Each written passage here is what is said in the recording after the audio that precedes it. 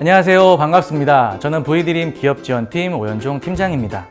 오늘은 많은 분들이 가장 궁금해하셨던 장애인 재택근무 이력서 작성 노하우와 꿀팁을 전수해 드리려고 합니다. 어렵지 않으니 천천히 잘 따라오세요. 지금부터 꿀팁 대방출 시작합니다. 네, 먼저 V드림 홈페이지에 접속하시면 됩니다. V드림 홈페이지는 네이버에서 검색하시면 확인 가능합니다.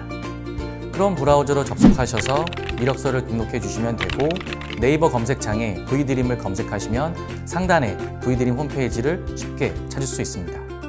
홈페이지 접속을 완료하셨다면 오른쪽 상단에 이력서 등록 버튼을 클릭해 주시면 됩니다.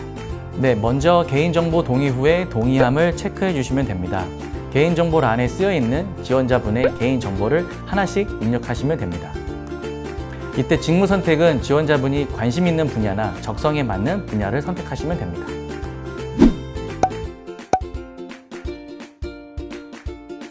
네, 워크투게더나 사람인 같은 채용 사이트는 구직자가 직접 채용 기업을 찾아서 지원해야 하지만 V드림 홈페이지를 통해 이력서를 등록해 주시면 V드림 담당자가 구직자분의 이력서를 분석해서 맞춤형 일자리를 제안해 드립니다.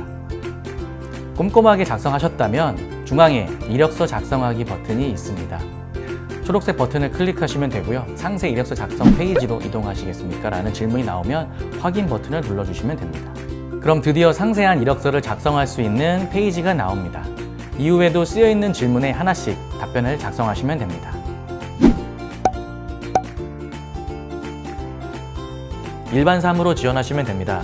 이력서 접수 후 저희가 간단한 상담 전화를 통해 구직자분의 이력이나 원하는 직종에 대해 한 번 더 파악해서 맞춤형 일자리를 추천드리고 있습니다.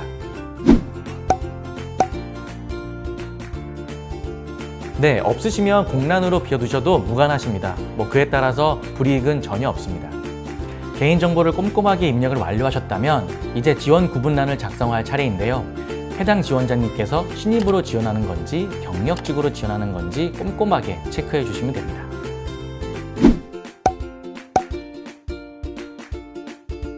근무 시간은 조율이 가능합니다.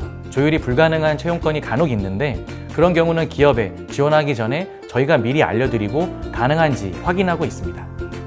이후 지원자님께서 졸업하신 학력이나 경력 그리고 소지하고 있는 자격증을 순서대로 입력해 주시면 되는데요. 만약 경력이나 자격증을 추가하고 싶을 때는 오른쪽 하단에 경력 추가하기 버튼이 있습니다. 이 회색 버튼을 클릭해 주시면 됩니다.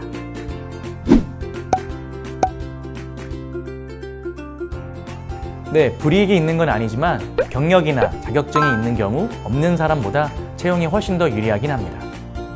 만약 지원자님께서 남성분이시라면 국가보훈 대상인지 병역 대상인지 여부를 작성해 주시면 됩니다.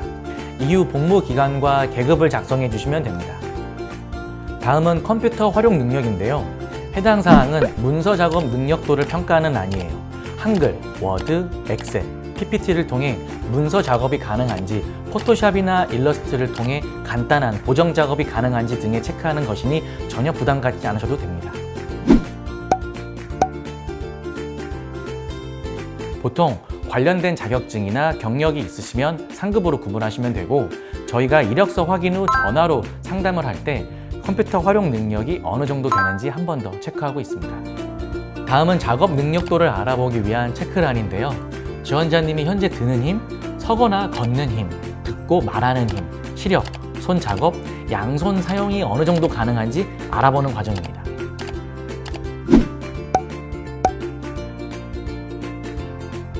장애 정도나 장애 부위 입력칸에 본인 장애에 대해 추가로 입력하시면 됩니다. 작성을 완료하셨다면 다음으로는 포트폴리오를 첨부할 수 있는 칸이 나옵니다. 해당 칸은 첨부할 포트폴리오가 있을 시에만 첨부해 주시면 됩니다. 만약 없을 시에는 패스해 주셔도 상관없습니다.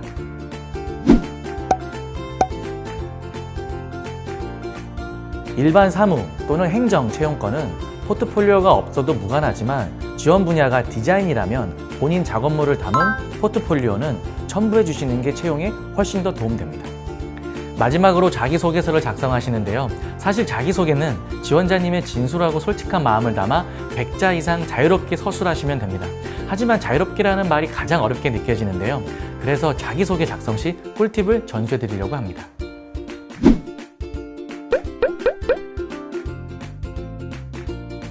기업에서 성장 과정을 묻는 이유는 지원자가 어떻게 성장했고 어떤 것을 느꼈으며 성공 혹은 실패 시 어떻게 대처하는지 확인하기 위함입니다.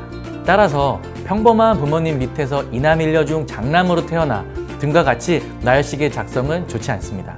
본인의 성격이나 성향을 잘 나타낼 수 있는 특별한 경험과 그 경험을 통해 얻은 점, 느낀 점을 작성하는 것이 가장 좋습니다.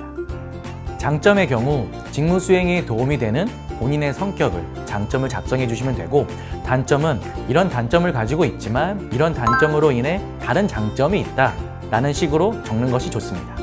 예를 들어 본인의 느릿한 성격의 경우 단점으로는 속도가 빠르지 않지만 그만큼 꼼꼼하고 업무를 체크한다 라는 식으로 순화해서 성격의 단점을 표현하는 것이 가장 좋습니다.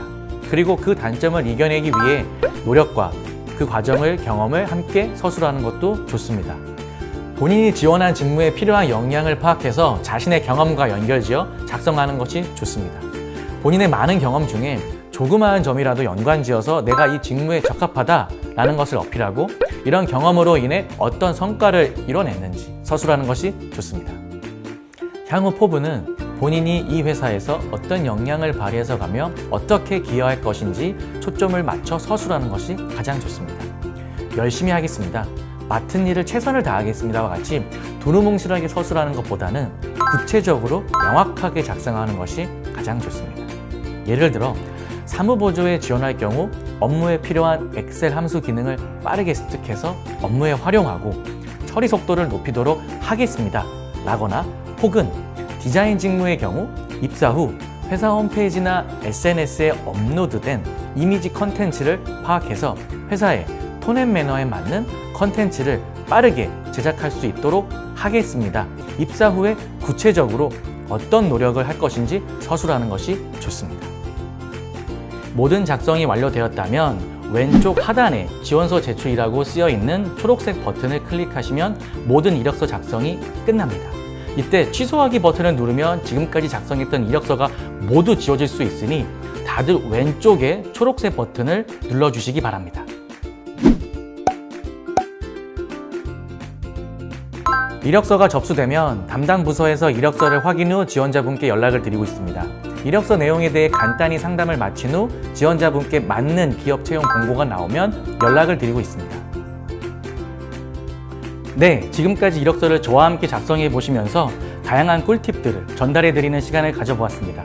여러분들이 실제로 이력서를 접수하실 때 해당 영상이 많은 도움이 되었으면 좋겠습니다. V드림은 맞춤형 일자리 추천부터 지원, 채용까지 모든 과정을 함께 해드리고 있으니 많은 지원 바랍니다. 감사합니다.